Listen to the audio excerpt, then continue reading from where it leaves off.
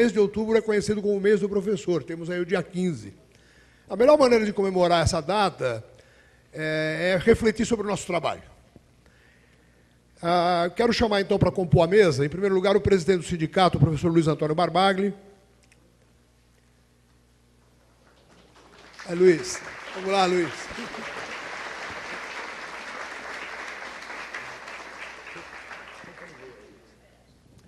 O professor Celso Napolitano, que é presidente da Federação dos Professores do Estado de São Paulo e também da diretoria do Sindicato dos Professores de São Paulo. Você fica numa das pontas. A professora Madalena Peixoto, que é coordenadora da Confederação Nacional dos Trabalhadores e Estabelecimentos de Ensino e também da diretoria do Sindicato dos Professores. E chamar, por último, então, o nosso convidado de hoje, o professor Antônio Nóvoa, que vai nos presentear com a sua palestra e com as suas reflexões.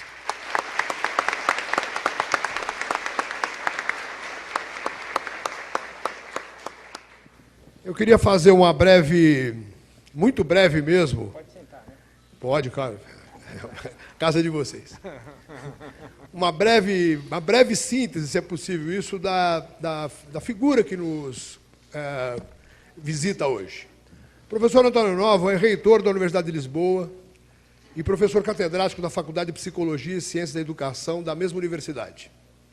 É formado pela Universidade de Genebra, pela Sorbonne, e colabora em programas de pós-graduação em Barcelona, Montreal e São Paulo.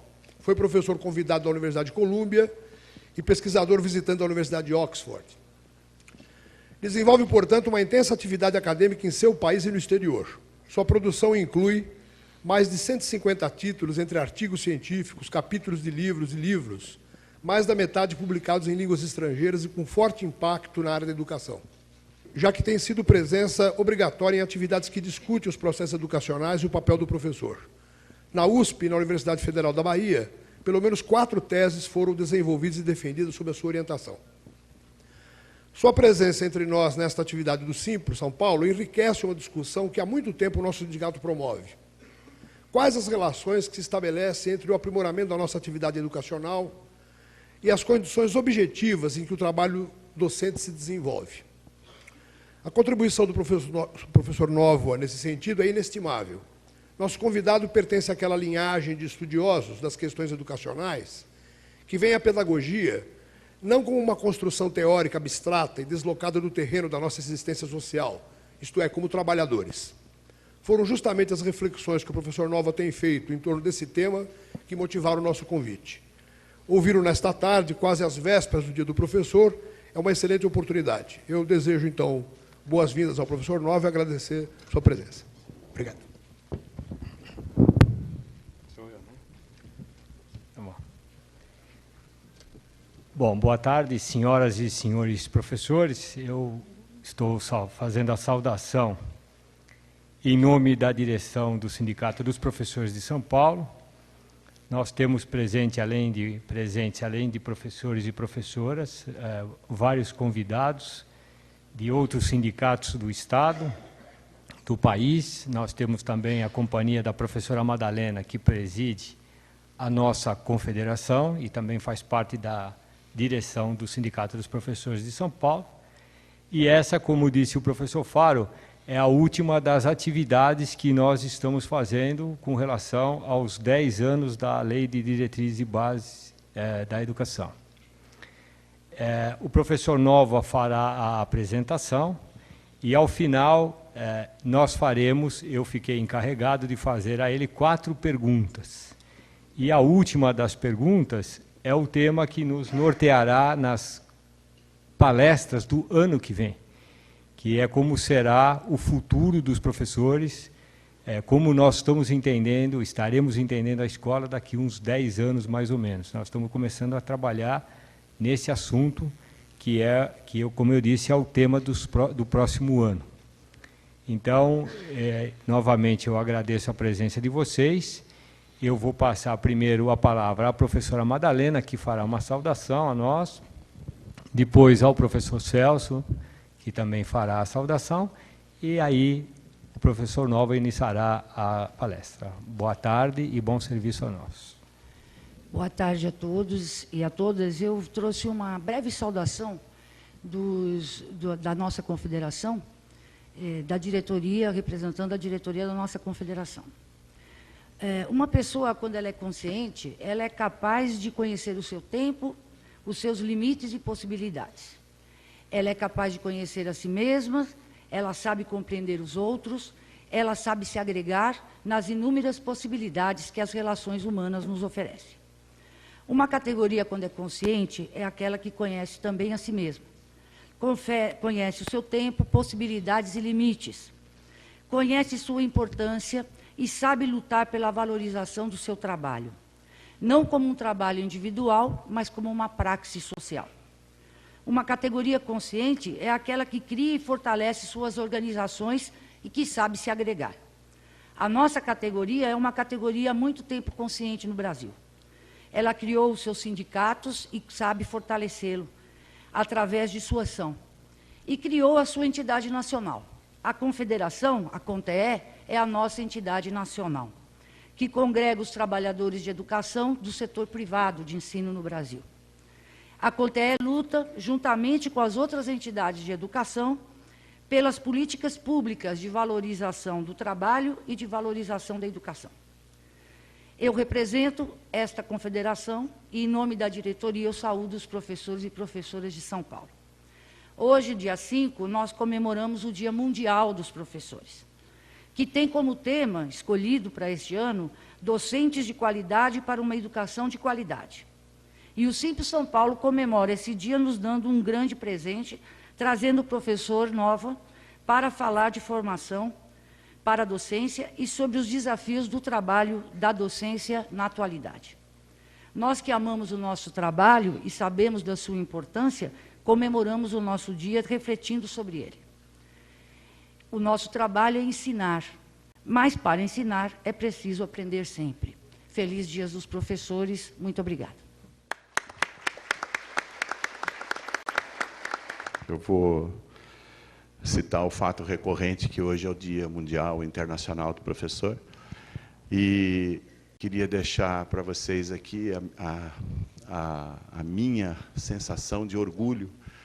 Hoje, e todo ano isso é renovado, eu acho que acontece com todos vocês hoje, hoje eu sinto muito orgulho da profissão que eu escolhi na vida. A atividade docente se não a mais nobre, para não desmerecer nenhuma das outras, é uma das atividades mais nobres que um ser humano pode exercer. E eu sinto muito orgulho hoje da atividade que eu escolhi, eu sinto muito orgulho de estar na presença de vocês, sinto muito orgulho por essa plateia que está aqui, e sinto muito orgulho de estar ligado aos sindicatos de professores de São Paulo, a uma diretoria que teve a brilhante ideia de trazer o professor Nova para comemorar, numa feliz coincidência, o Dia Internacional do Professor junto com a gente. Em nome da diretoria executiva da Federação dos Professores do Estado de São Paulo e em nome de toda a diretoria da Federação dos Professores, da FEPESP, eu queria agradecer ao sindicato integrante da federação, que é o Simples São Paulo, repetindo a Madalena, por esse presente que está dando aqui a nós hoje, a comunidade docente de São Paulo, e ser o mais breve possível para que a gente possa ouvir o nosso convidado ilustre, que é o professor Antônio Nova. Muito obrigado a vocês, feliz Dia do Professor e uma boa atividade. Obrigado.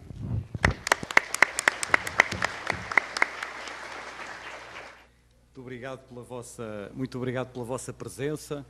É para mim um grande prazer estar aqui, agradecer aos colegas do sindicato que me convidaram, agradecer a vossa presença, dizer-vos que é para mim, que tenho passado muitos dias 5 de outubro em alguns países europeus, mas que é o primeiro 5 de outubro, Dia Mundial do Professor, que eu passo no Brasil.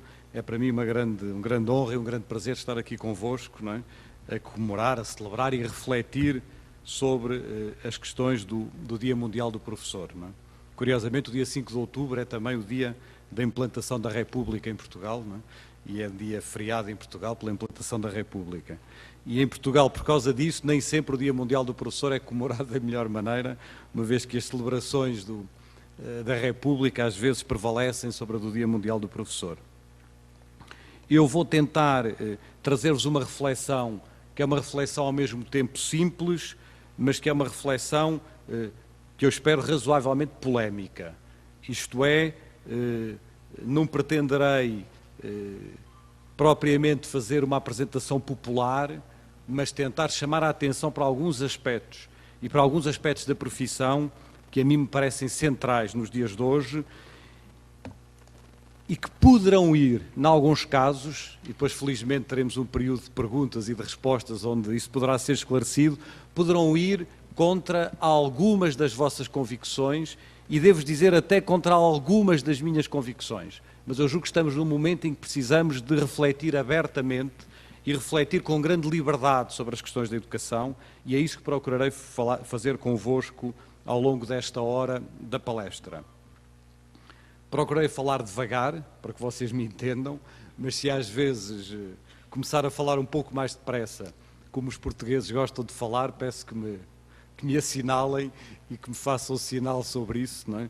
Porque, enfim, não gostaria...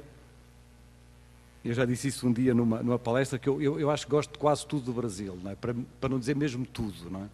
Só há uma coisa que me deixa às vezes um bocadinho triste no Brasil, não é? A única coisa mesmo que me deixa triste, e eu não gostaria que me acontecesse isso no final da palestra, não é? É quando eu entro num táxi no aeroporto, venho conversando com o motorista e algures a meio do caminho, o motorista, depois de muita conversa, para ser simpático para mim, pergunta: o senhor é espanhol ou italiano, não é?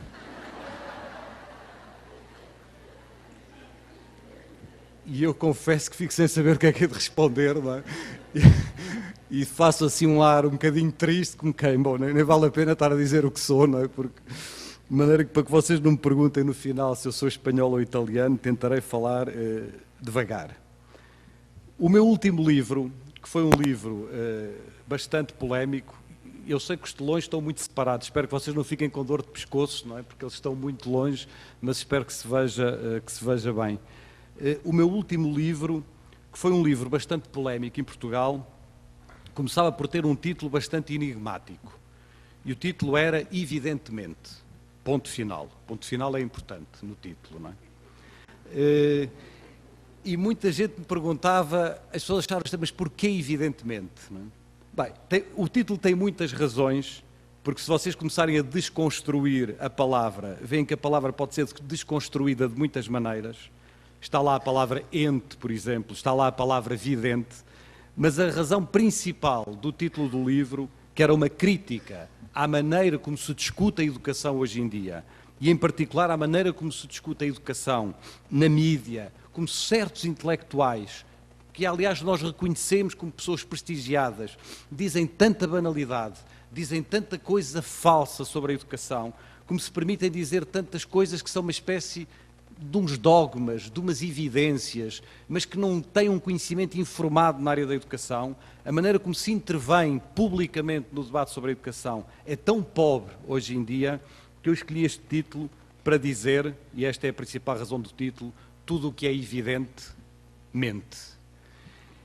Isto é, há uma evidência nos debates educativos. Está-se mesmo a ver que tem que ser assim, que é preciso mais autoridade, que é preciso mais valores, que é preciso mais saberes, que é preciso mais ordem, que é preciso mais isto, que é... Toda a gente parece ter uma solução para as questões educativas e eu julgo que nós temos que ter, enquanto professores e enquanto pessoas preocupadas com as questões da educação, fazer um exercício de grande humildade. Eu estou cansado de tanta certeza, de tanto dogma, de tanto escrito no jornal, de tantos escritos, de tantas coisas ditas na televisão e ditas muitas vezes, que é o que me dói mais, por pessoas que eu reconheço como pessoas de referência nas suas áreas respectivas, muitas vezes na política, muitas vezes na ciência, muitas vezes na arte, mas que quando falam de educação parece que esquecem tudo e que dizem banalidades, dizem coisas sem nenhum sentido, não é?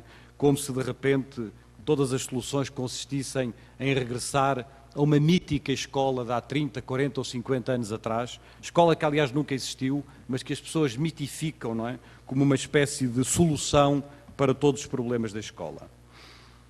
Vou tentar organizar a palestra e espero ter tempo para chegar, depois se não conseguir chegar ao fim, mas enfim, espero ter tempo para coordenar o meu tempo, a partir de 3 entradas. Vou falar-vos de 3 dilemas que eu julgo que são dilemas atuais no debate sobre a escola e são também dilemas dos professores, vou referir-vos no meio um paradoxo e vou terminar, como está no título da palestra, com 3 desafios para os professores e para o seu trabalho. Procurarei depois organizar a palestra nestes 3 níveis, o nível de evocar alguns dilemas, de vos referir um paradoxo e de vos lançar 3 desafios. Começarei, pois, pelos 3 dilemas.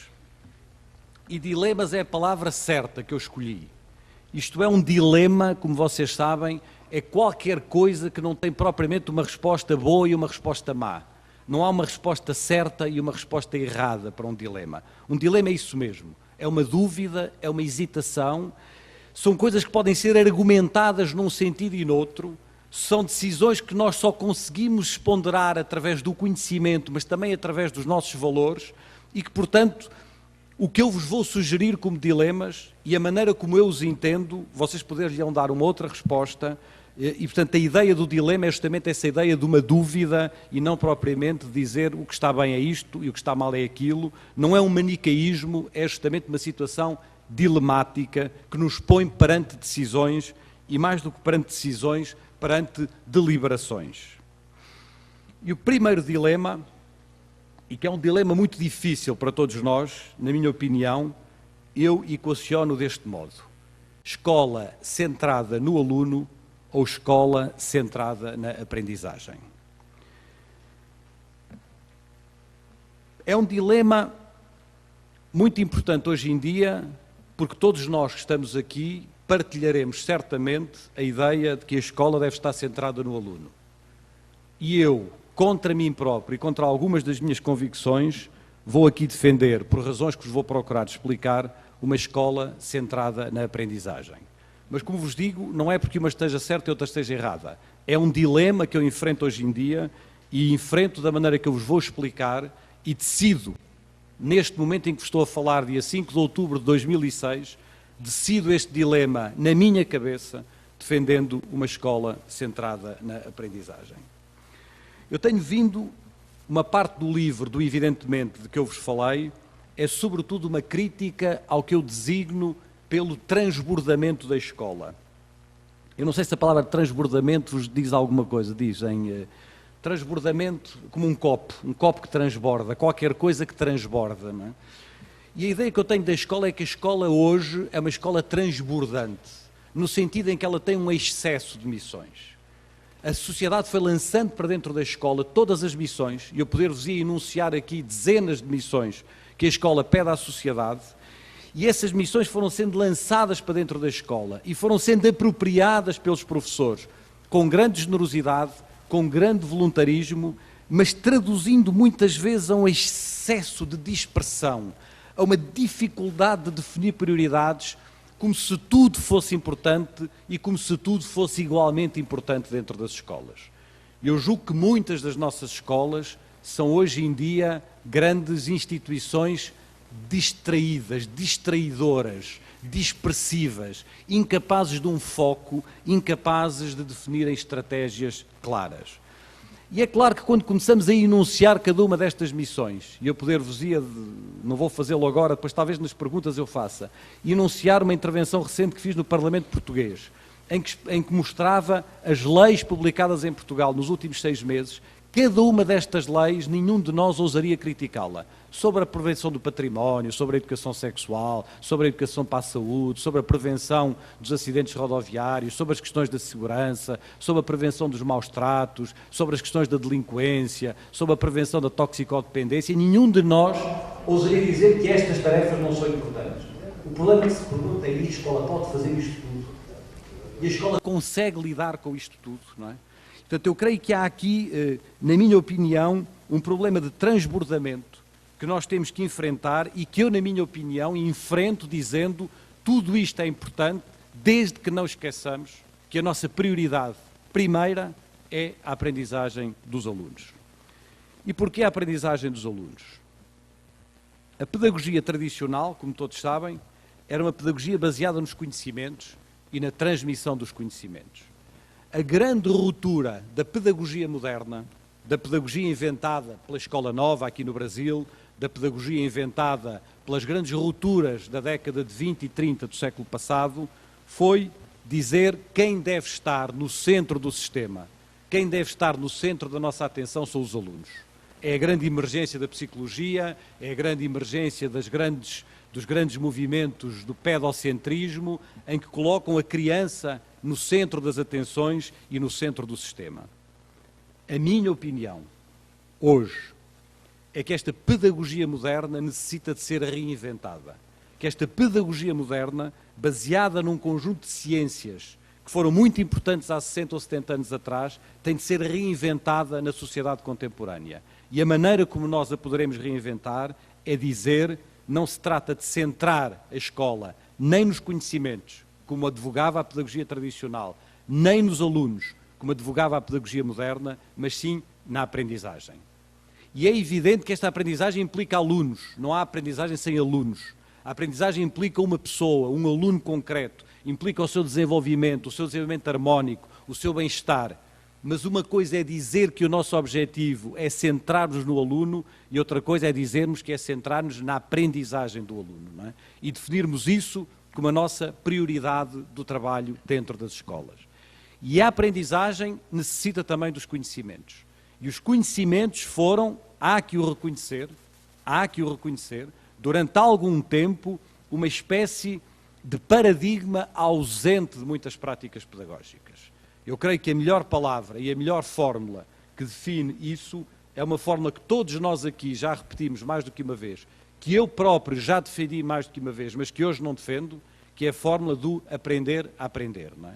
A ideia de que se aprende ou de que se poderia aprender num vazio de conhecimentos, que se poderia aprender numa ausência de uma referência de conhecimentos e de saberes, e algumas dessas tendências foram particularmente nefastas da pedagogia moderna. Eu creio que há que reconhecer uma parte desta crítica que é feita aos professores e que é feita à pedagogia e insistir na ideia de que o nosso foco de trabalho é a aprendizagem e que esta aprendizagem implica alunos e implica também conhecimentos. Ela não se faz sem pessoas e sem uma referência às suas subjetividades e sem uma referência aos seus contextos sociais, sem uma referência às suas sociabilidades, mas ela não se faz também sem conhecimentos e sem uma aprendizagem destes conhecimentos, sem um domínio das ferramentas do saber que são essenciais para as sociedades do século XXI, sociedades que todos queremos ver definidas como sociedades do conhecimento. Mas julgo que é talvez mesmo possível acrescentar uma pequenina palavra à aprendizagem. E essa pequenina palavra é aprendizagem enriquecida. E enriquecida porquê? Enriquecida pelo que são hoje as principais descobertas das ciências mais estimulantes que existem no século XXI. E a pedagogia e o trabalho do professor está ainda muito fechado nas psicologias do desenvolvimento, nas psicologias do Piaget, em certas sociologias do século XX, em certas perspectivas da sociologia da reprodução, estamos ainda muito centrados. Nós às vezes dizíamos na brincadeira, estamos ainda muito entalados, a pedagogia está ainda muito entalada entre esta psicologia e esta sociologia, e a pedagogia precisa de respirar, precisa que os professores se apropriem para o seu trabalho de um conjunto de novas áreas científicas que são muito mais estimulantes do que as áreas científicas que serviram de base e de fundamento à pedagogia moderna. Estou a falar, por exemplo, de todas as descobertas que se fazem na área das neurociências, sobre o funcionamento do cérebro, sobre a questão das emoções, sobre a questão dos sentimentos e da aprendizagem, sobre a maneira de produzir a memória, sobre as questões da consciência. São tudo um conjunto de temas que nós temos integrado mal dentro da pedagogia. Estou a falar-vos, por exemplo, da psicologia cognitiva. Estou a falar-vos, por exemplo, das teorias da complexidade, que nos dizem que, contrariamente às nossas convicções, nem sempre se aprende de maneira linear, nem sempre se aprende do mais simples para o mais difícil, nem sempre se aprende do mais concreto para o mais abstrato, que há maneiras, que a aprendizagem é de uma enorme complexidade, e estas complexidades nós nem sempre as temos sabido integrar na profissão, que fica ainda muito prisioneira de uma pedagogia moderna, de uma pedagogia fundamentada nestas ciências psicológicas do século XX e nas ciências sociológicas do século XX e que não consegue enriquecer-se, daí a palavra, com os contributos que são, no século XXI, os contributos mais interessantes das ciências contemporâneas. É neste sentido, pois, que eu defendo hoje uma escola centrada na aprendizagem. E defendo mais.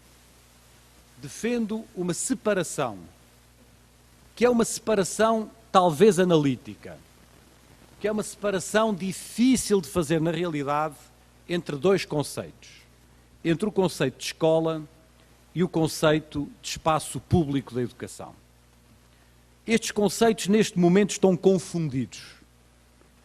No essencial, a educação é feita dentro da escola, a educação formal e informal, a educação escolar e não escolar, as atividades livres, lúdicas, tempos livres, de saberes, enfim, há uma grande confusão porque a escola transbordou, a escola assumiu, a escola, se a expressão me é permitida, engordou, não é? Foi engordando nas suas missões, de tal maneira que estes dois conceitos estão hoje quase confundidos. Eles confundem-se de tal maneira que sempre que surge um novo problema, é votada uma nova lei num Parlamento e esse problema é lançado para dentro da escola. Eu dou-vos, por exemplo, dois exemplos concretos recentes em Portugal. Houve dois grandes debates em Portugal recentes, um sobre o problema das epidemias, e em particular da gripe das aves, enfim, que se anunciava como uma epidemia particularmente mortal, e outro sobre os problemas do terrorismo, da segurança, enfim, todas as questões do chamado terrorismo global.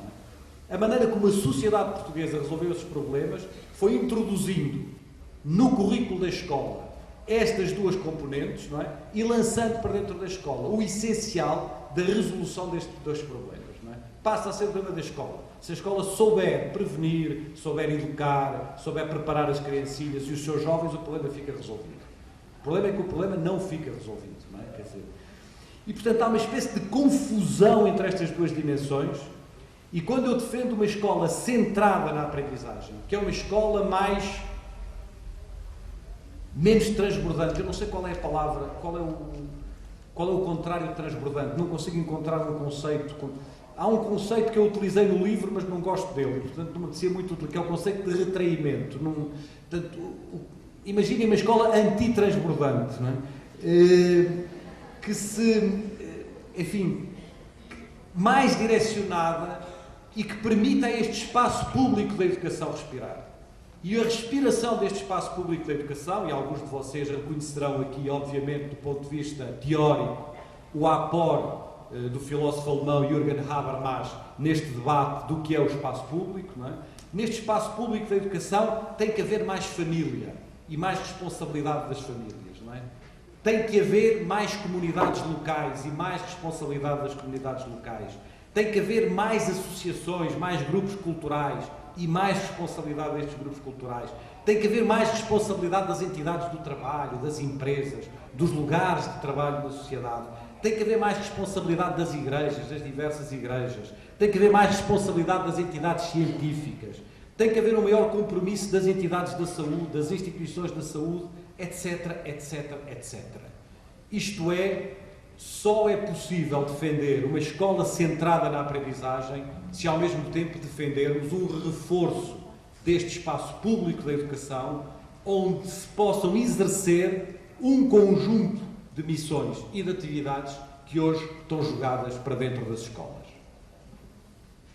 Dir-me-ão vocês e com razão, mas isso em muitos lugares não é possível, isso em muitos lugares do Brasil não é possível, isso em muitos lugares do mundo não será possível e a escola tem que continuar, por razões de equidade, por razões de justiça social, por razões de inclusão, a cumprir uma parte destas missões.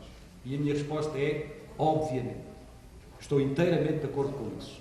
Mas o que eu vos estou a sugerir é uma meta para o futuro. O que eu estou a sugerir é um pensamento de futuro, não é um pensamento para hoje. É saber por onde é que queremos ir. É saber que se esta é a nossa direção, então temos que caminhar nesse sentido, não é? Não para deixarmos de fazer muitas coisas que fazemos hoje, mas para dizermos daqui a 10 anos ou daqui a 20 anos, nós gostaríamos de caminhar nesta direção e gostaríamos que esta fosse a direção a seguir pelas políticas educativas, pela profissão docente, pelas instituições que se ocupam do debate educativo. 3 pontos ainda muito simples sobre uma escola centrada na aprendizagem. Uma escola centrada na aprendizagem tem que saber fazer, inevitavelmente, 3 coisas, entre muitas outras. Eu escolhi 3 para partilhar convosco. A primeira foi o grande debate francês dos últimos 2 anos, e eu tentei traduzir aqui, pôr a palavra exata da tradução do debate francês. O grande debate que existiu em França nos últimos anos foi a ideia de um socle commun de connaissance. Socle, eu acho que a melhor tradução em português é patamar. A existência de um patamar de conhecimentos, comum de conhecimentos.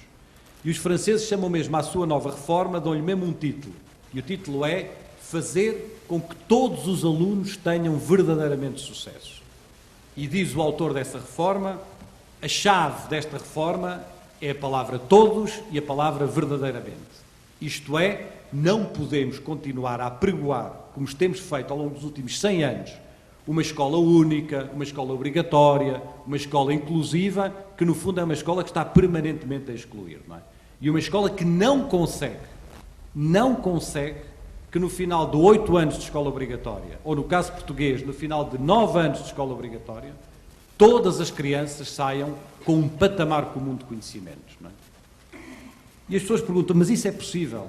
E eu digo, é possível se nós mudarmos as nossas práticas e se nós mudarmos as nossas identidades profissionais também.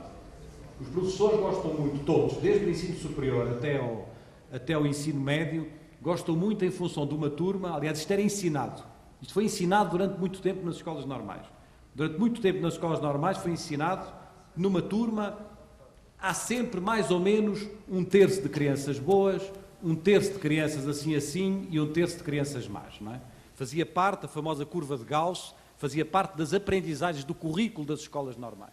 E, portanto, 1/3 estavam condenadas ao insucesso, inevitavelmente, não é? Ora, isto é impossível de aceitar se quisermos justamente que haja um processo de inclusão numa sociedade de conhecimento. Eu já mais que uma vez falei aqui numa petite histoire, numa piada do Philippe Meirieu, mas que é uma piada que dá que pensar. Já mais do que uma palestra falei, talvez alguns de vocês não tenham ouvido falar nisso, mas já agora, para descontrair um bocado, eu conto, não é? Dizia ao Philippe Meirieu, a este propósito, que algumas das aprendizagens mais importantes, no final de uma palestra, perguntavam, olha, professor, está bem, mas isso, como é que todas as crianças podem aprender? Há sempre algumas que não aprendem, algumas que não querem, algumas que têm que reprovar e tal. E ele dizia, bom, está bem, talvez, mas, olha, é assim, as coisas, por exemplo, eu estou-me a lembrar de 2 coisas que as crianças aprenderam a fazer e que são de uma enorme dificuldade. E dizia ele, ninguém pode imaginar a dificuldade que é aprender a andar. Aprender a andar é de uma enorme dificuldade. Motora, de coordenação, implica o cérebro, implica o corpo, implica muita coisa. Bom, e então nem sequer lhe vou falar, dizia o Philippe Meirieu, esse colega, nem sequer lhe vou falar da dificuldade que é aprender a falar. Aprender a falar é uma aprendizagem dificílima, talvez das aprendizagens mais difíceis que nós fazemos na nossa vida. Philippe Meirieu dizia, bom, ainda bem que estas 2 aprendizagens não são feitas na escola, não é? Porque se fossem, 1/3 das crianças andava, 1/3 andava assim e 1/3 não andava de todo, não é? E, portanto, é preciso perceber que a ideia de que se pode atingir um patamar comum de conhecimentos e que pode haver um verdadeiro sucesso, que todos tenham verdadeiramente sucesso, é uma exigência nossa, é uma exigência civilizacional conseguir isso, não é? E isso só não é conseguido por muitas razões. Por razões históricas, por razões de resignação, por razões de identidade da profissão, por um conjunto de razões que nós poderemos falar, talvez, mais tarde. E é por isso que falar de um patamar comum de conhecimentos é também falar de um compromisso ético dos professores.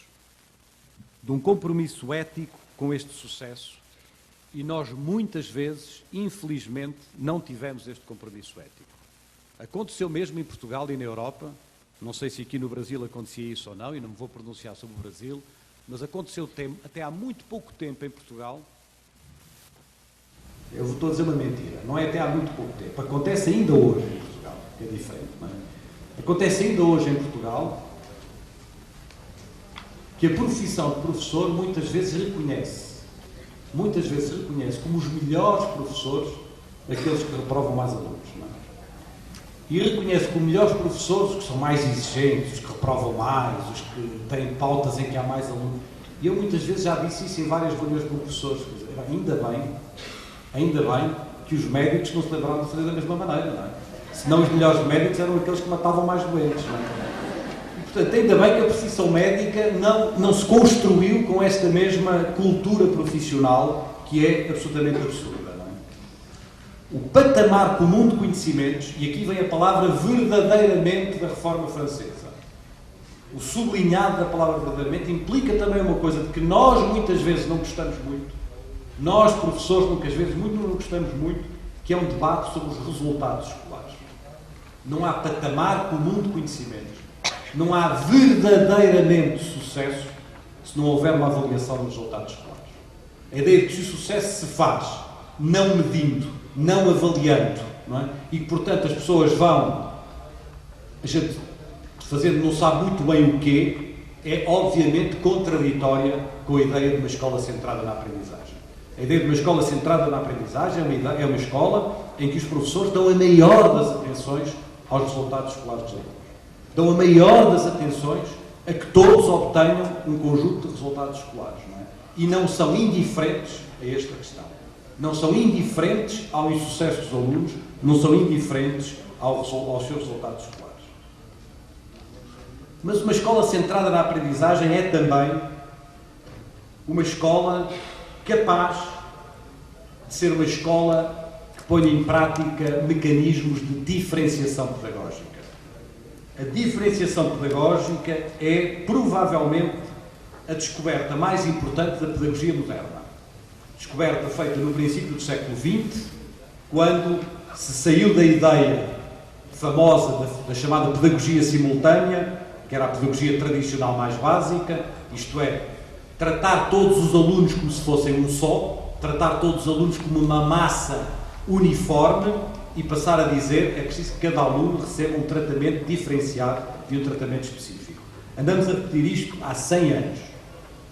Há milhares de livros escritos sobre isso. Mas as práticas pedagógicas dos professores continuam a ser excessivamente homogéneas, excessivamente uniformes e a considerarem pouco esta capacidade de diferenciação pedagógica. E muitas vezes não o conseguem justamente porque têm dificuldade em recorrer ao que é o elemento central da diferenciação pedagógica, é a possibilidade, eu sublinho esta palavra, é a possibilidade do trabalho em cooperação dos alunos dentro da sala de aula. Se não houver o recurso a um trabalho de cooperação entre os alunos mais avançados e os menos avançados, entre os alunos que têm uma maior predisposição para certas disciplinas e o que tem uma maior predisposição para outras disciplinas, se não houver essa possibilidade do professor não ser ele o único ensinante dentro da sala de aula, mas for capaz de recorrer a um conjunto de dispositivos e de ferramentas, nomeadamente os conhecimentos, os saberes e as disposições dos outros alunos, então é impossível nós conseguirmos práticas de diferenciação pedagógica. Tem sido muito divulgada no Brasil a experiência da Escola da Ponte em Portugal e se há um elemento que é verdadeiramente importante no trabalho da Escola da Ponte é a capacidade que eles têm de fazer diferenciação pedagógica. É entrar numa sala de aula de meninos de 6, 7 ou 8 anos e naquela sala de aula, quando nós entramos, há 4, 5, 6 grupos a trabalharem, um grupo a fazer uma coisa, outro grupo a fazer outra, segundo projetos diferentes, segundo planos diferentes, em que o professor é um organizador daquelas situações de aprendizagem, eu insisto outra vez no nome, organizador daquelas situações de aprendizagem, não é? Porque sim, a Escola da Ponte é uma escola extraordinariamente focada na aprendizagem. Contrariamente a algumas visões românticas da escola, que têm sido alimentadas, é uma escola extraordinariamente focada na aprendizagem, não é? E, portanto, são capazes destes elementos de diferenciação pedagógica. E o último elemento de uma escola centrada na aprendizagem é uma escola onde as crianças aprendem a estudar e aprendem a trabalhar. E as nossas crianças aprendem pouco a estudar e aprendem pouco a trabalhar. Isto é, há um déficit claro. E isto é uma tradição que não é brasileira. Eu acho que é uma tradição que é dos países do sul da Europa e provavelmente vocês apanharam também essa tradição por via das relações connosco. É um problema que se vive na escola em Portugal, na escola italiana, na escola grega, em parte na escola francesa, não é? E creio que também na escola da América do Sul, por contraponto com as escolas, por exemplo, da Europa do Norte, que são muito focadas na aprendizagem do estudo e na aprendizagem do trabalho e do trabalho autónomo e do trabalho em grupo e do trabalho cooperativo. Eu creio que é absolutamente central este aspecto, sobretudo quando todos nós hoje defendemos a ideia de uma aprendizagem ao longo da vida. Quer dizer, a ideia de que a aprendizagem não se faz apenas durante a escola, mas vai-se fazendo ao longo da vida, praticamente, enfim, até aos 60, 70, 80 anos. Enquanto pudermos, há uma permanente aprendizagem ao longo da vida e por isso é central dispormos destas ferramentas, destes métodos de estudo e de trabalho que nos permitam evoluir ao longo da vida. Querias contar outra coisa no Janeiro? Depois fica muito bom isto, começa-me a distrair eu próprio. O segundo dilema é talvez o dilema mais difícil. É talvez o dilema mais difícil que eu tenho para partilhar convosco. É o dilema mais difícil porque é um dilema que traz muitos equívocos.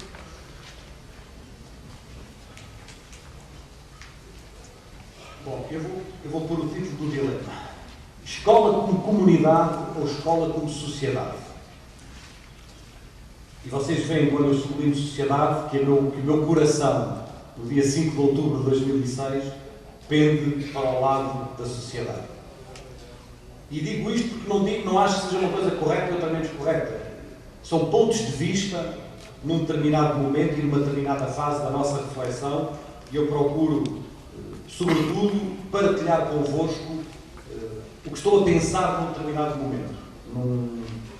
Tenho uma impossibilidade quase física, por exemplo, de preparar palestras com muitas semanas ou muitos meses de antecedência. Eu preciso preparar a palestra 2 dias antes, em cima do acontecimento, porque faz parte do que eu estou a pensar naquele momento. A palavra comunidade, como vocês sabem, é uma palavra difícil, porque é uma palavra de um enorme equívoco, não é? Ela é vista para muitas coisas e utilizada de muitos modos diferentes, e é uma palavra que tem um conceito essencialmente positivo junto dos professores e dos educadores. Eu vou utilizá-la aqui acentuando alguns dos seus aspectos negativos. Não peço que concordem comigo, certamente vou discordar, não é? Mas isso faz parte da vida. Peço-vos que tentem entender o meu ponto de vista. A única coisa que eu vos peço é que tentem entender a minha reflexão, não é que concordem com ela. Isso é irrelevante, não é? O que é importante é tentar perceber como é que se constrói uma determinada reflexão. O problema da comunitarização da escola tem levado a um debate muito difícil que atravessa correntes que vão praticamente da extrema-direita à extrema-esquerda do ponto de vista ideológico.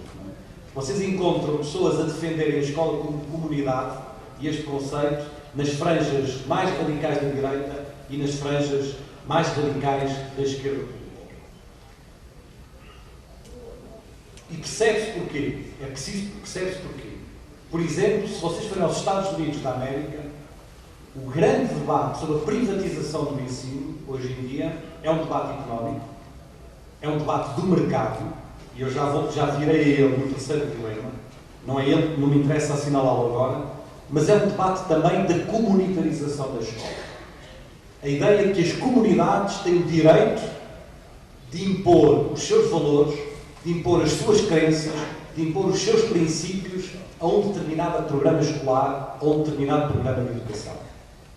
E isto leva a certas caricaturas. Eu vou-vos dar apenas 2 exemplos de 2 caricaturas, que são caricaturas extremas, de um lado, e depois vou-vos dar uma caricatura extrema do outro lado, para vos dizer, eu sei que são caricaturas, o que eu vos vou dizer, mas a caricatura aqui tem o objetivo de tornar mais claro o meu pensamento e o meu pensamento sobre esta matéria. Há muitas comunidades religiosas nos Estados Unidos, e elas são muito poderosas hoje em dia, são particularmente poderosas a partir, enfim, da subida ao poder do George Bush, há muitas comunidades religiosas que se recusam terminantemente, comunidades locais, a que os seus filhos na escola aprendam um conjunto de matérias e um conjunto de coisas que para nós fazem parte do nosso património cultural. Por exemplo, entre outras, a teoria da evolução do Darwin. E, portanto, recusam que isso seja ensinado às suas crianças e já tiveram vencimento. Há uma lei nos Estados Unidos que lhes dá esse direito. O direito de que dá-se certas coisas que não são ensinadas como um argumento de defesa e de preservação dos valores daquela comunidade.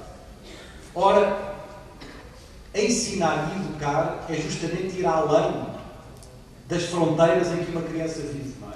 É libertá-la de muitas destas fronteiras, respeitando as suas origens, respeitando os lugares onde elas vêm, mas sendo capaz de as libertar e de lhes dar um outro conhecimento.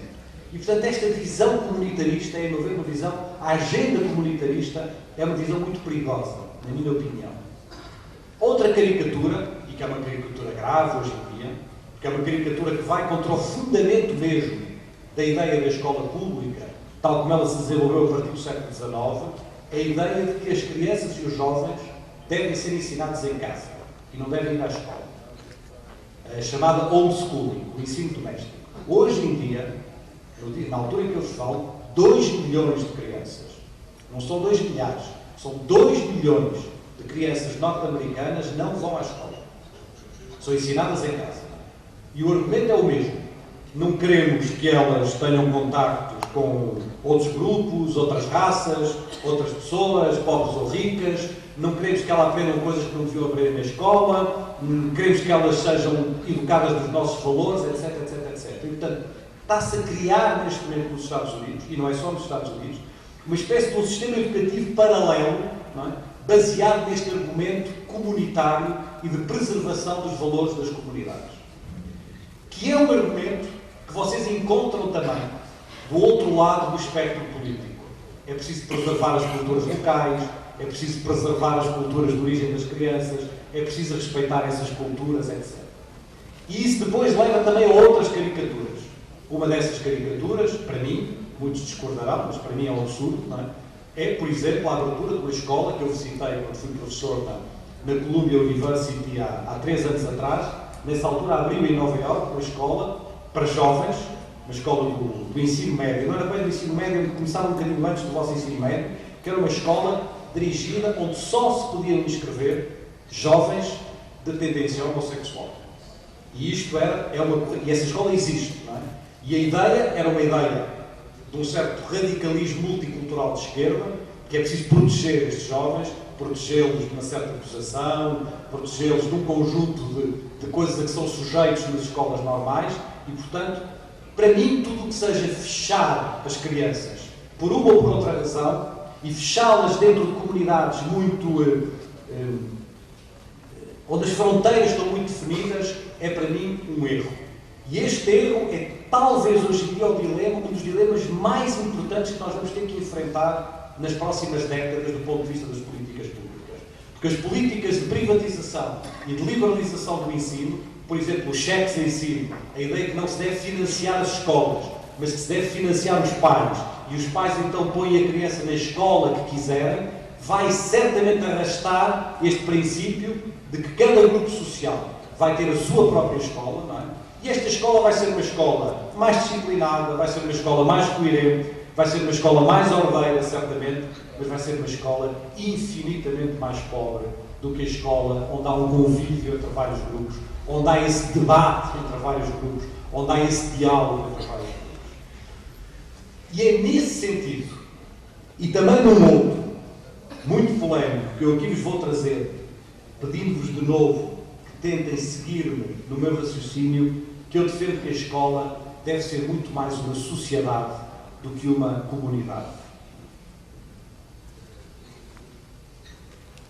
E uma sociedade é qualquer coisa que tem regras. É qualquer coisa que tem... só se pode viver em sociedade com regras. Em comunidade, no limite, pode-se viver sem regras. Em comunidade pode-se viver a partir de afetos, a partir de tradições, a partir de ligações simbólicas, não é? Numa sociedade só se pode viver com regras, não é?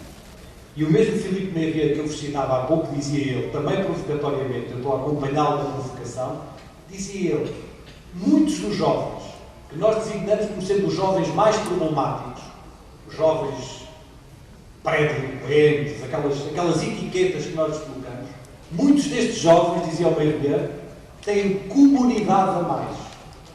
Comunidade a mais em que sentido? Muitas vezes estão inseridos em gangues, onde há uma enorme solidariedade, onde há uma liderança carismática, onde há ligações fortíssimas, quase ligações que vão até à morte, onde há um excesso de comunidade, mas onde não há regras, onde não há sociedade. E o que ele diz é o que a escola tem que dar a estes jovens não é mais comunidade ainda, o que a escola tem que dar a estes jovens é mais sociedade, é mais regras de trabalho, mais regras de vida em comum, mais regras de diálogo, mais regras de vida em sociedade, e temos que os ensinar a viver em sociedade.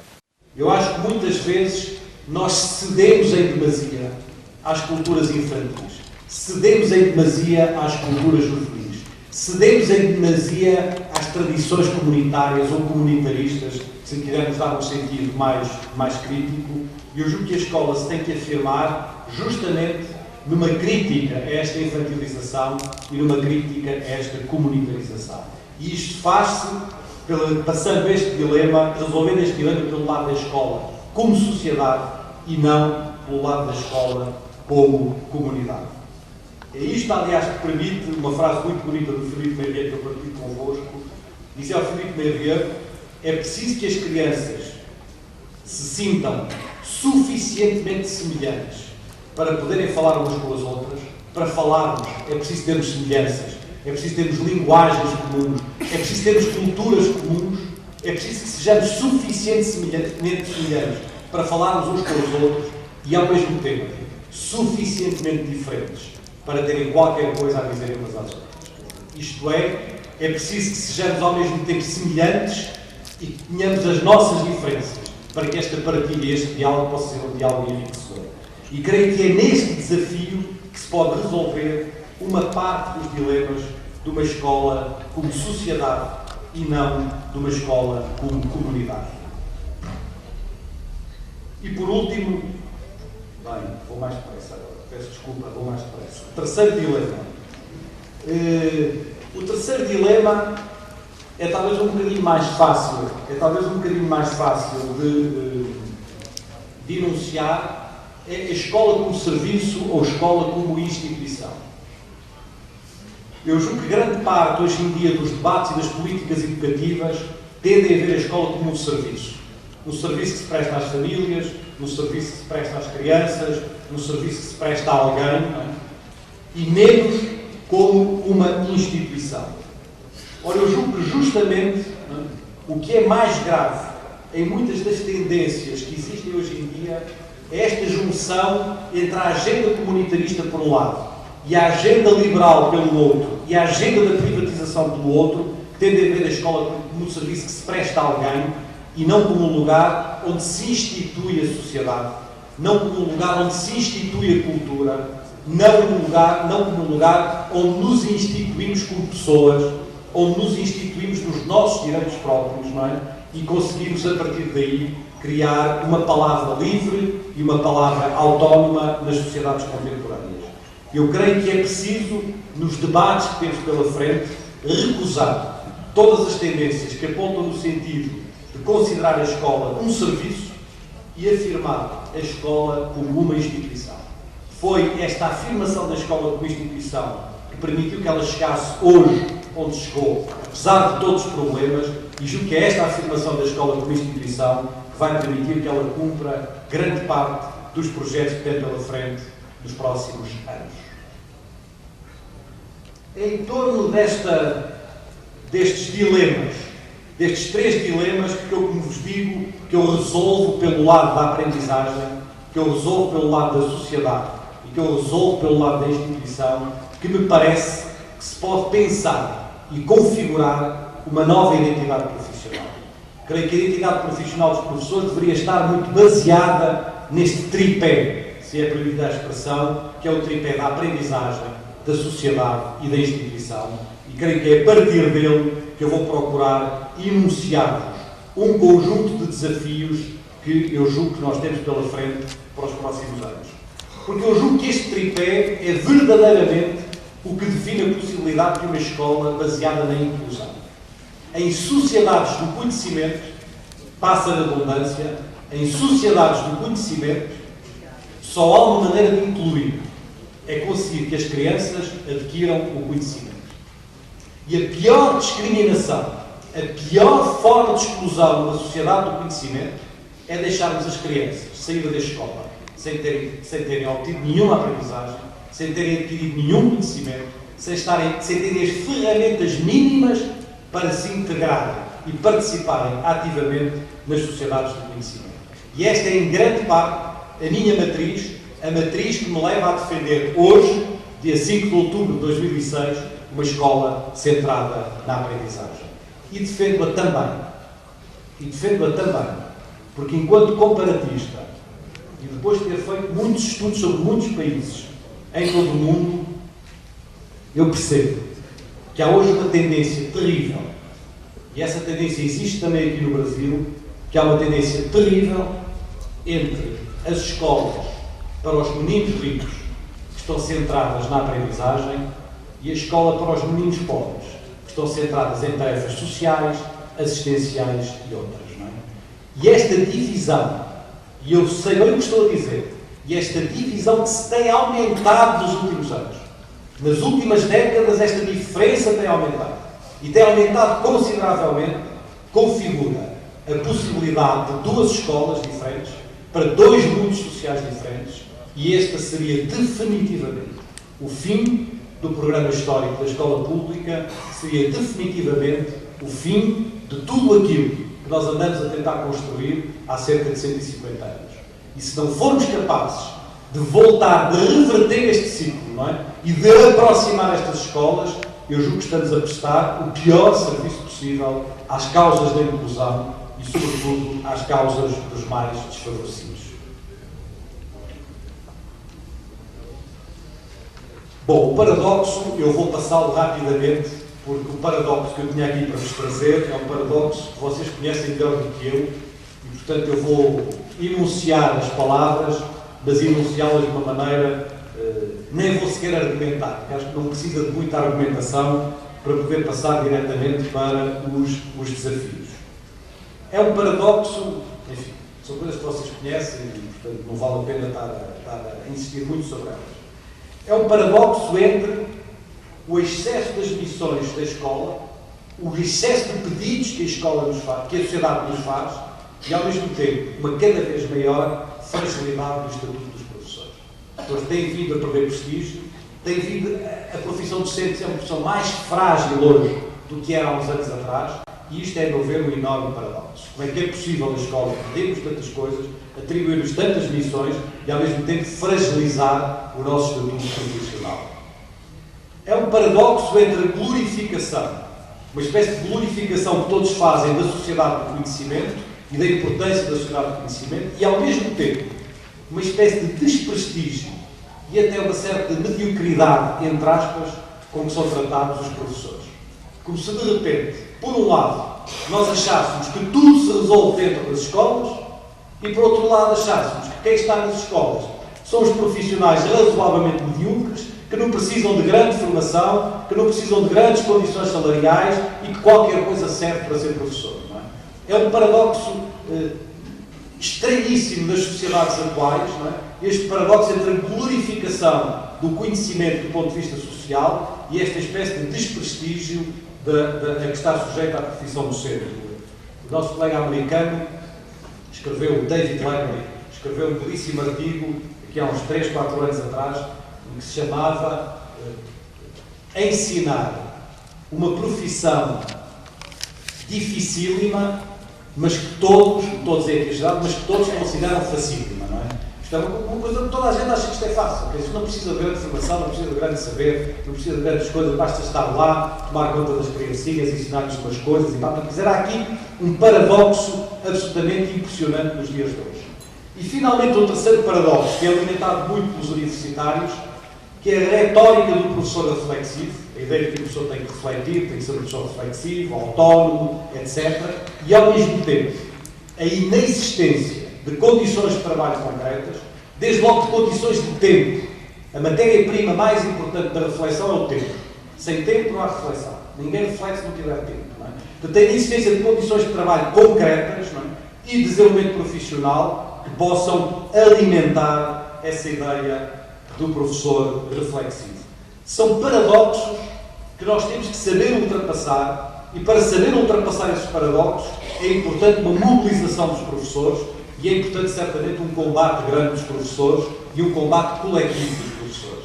E é sobre esse combate coletivo e sobre esses desafios que eu, enfim, terminarei com a última parte desta palestra, referindo-se ao que eu considero que são 3 desafios importantes da profissão para conseguirmos alguns dos objetivos que eu procurei enunciar antes.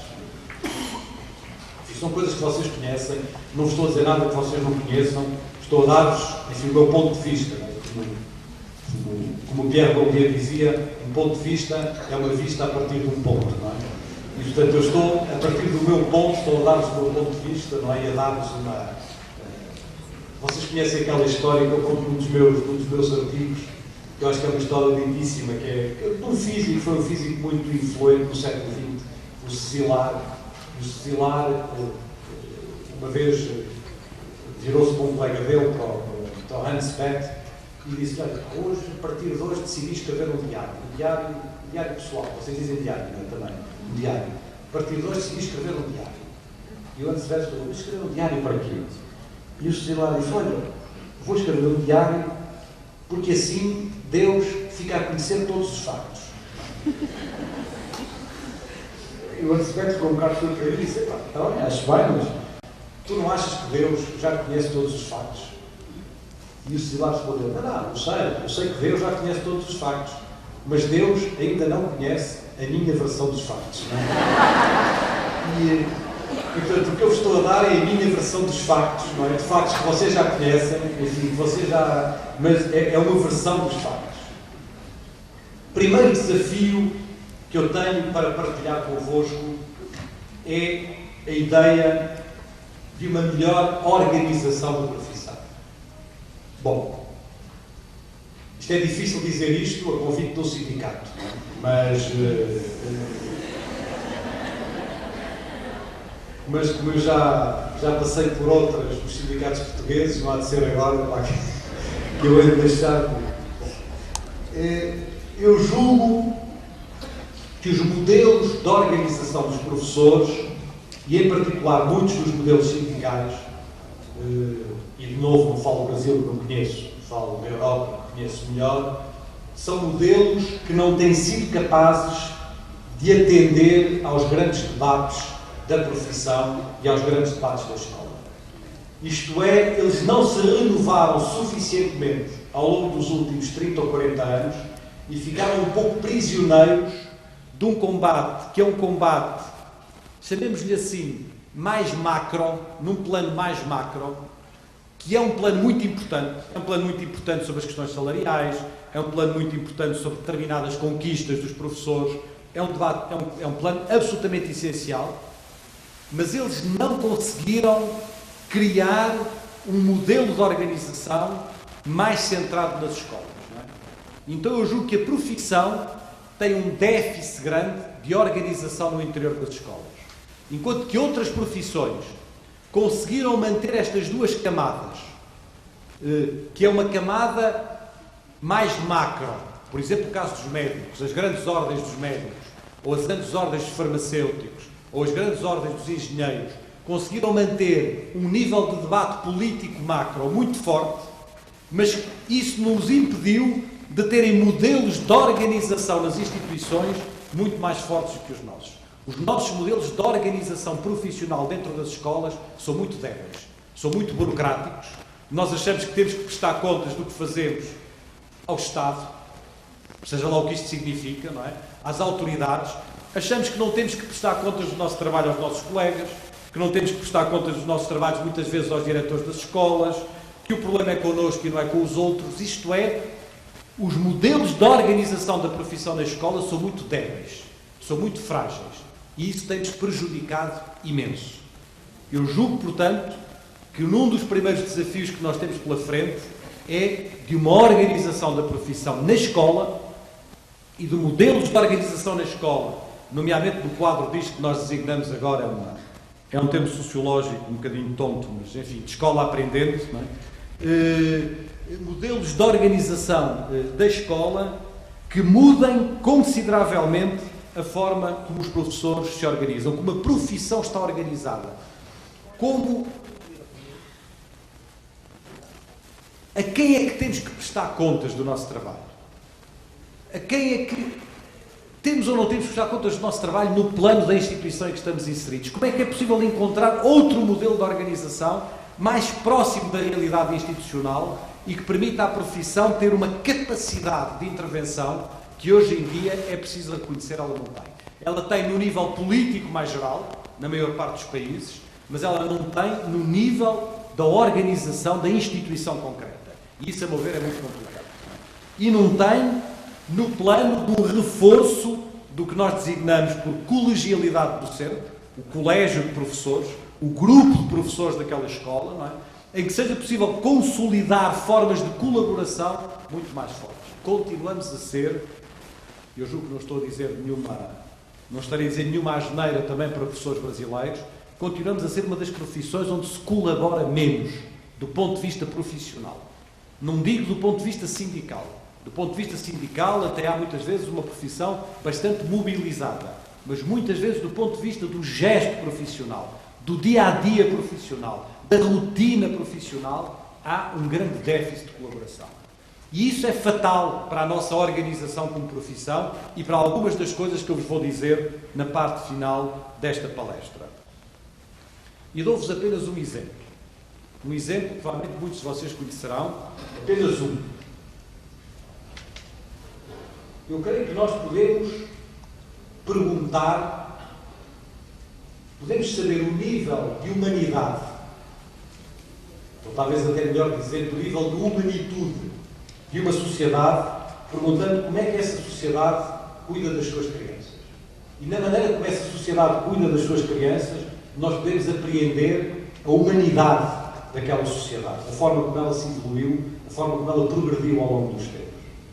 Eu julgo que nós podemos fazer exatamente a mesma pergunta para uma profissão e julgar o nível de profissionalidade de uma profissão através da maneira como ela cuida dos mais jovens, dos seus mais jovens colegas, dos seus mais jovens professores, daqueles que na linguagem de há 40 anos atrás se chamava os novos. Havia muitos títulos nos periódicos, um pouco por todo o mundo, que se chamavam os novos. Os novos eram os novos professores, aqueles que estavam a chegar à profissão. Como é que nós cuidamos hoje dos jovens professores? O pior possível. O pior possível. Quer dizer, eles vão para as piores escolas, têm os piores horários, vão para as piores turmas, não lhes damos apoio nenhum, não é? Eles são lançados, nós temos esta expressão em Portugal, são lançados às feras, não é? Totalmente desprotegidos, não é? E nós fazemos de conta que o problema não é connosco. Não é um problema nosso. Não é um problema da organização da profissão. É um problema talvez do Estado, talvez de alguém, talvez das autoridades, mas nosso é que não é. Ora, este é um problema nosso. E é um problema dramático da profissão. Porque se nós não formos capazes de construir formas de integração mais harmoniosa e mais coerente destes professores, nós temos justamente a acentuar nestes primeiros anos de profissão dinâmicas de sobrevivência individual que conduzem necessariamente a um fechamento individualista dos professores. Os professores criam nestes 2 ou 3 primeiros anos, por efeitos de sobrevivência das instituições, uma espécie de uma carapaça, não é? De mecanismos de defesa que muitas vezes nunca mais os abandonam para o resto do dia. Não é? Está aqui um problema, a meu ver, dramático na organização da profissão, não é? No modo como nós nos organizamos na escola, no modo como nos organizamos com os colegas, no modo como integramos os jovens professores.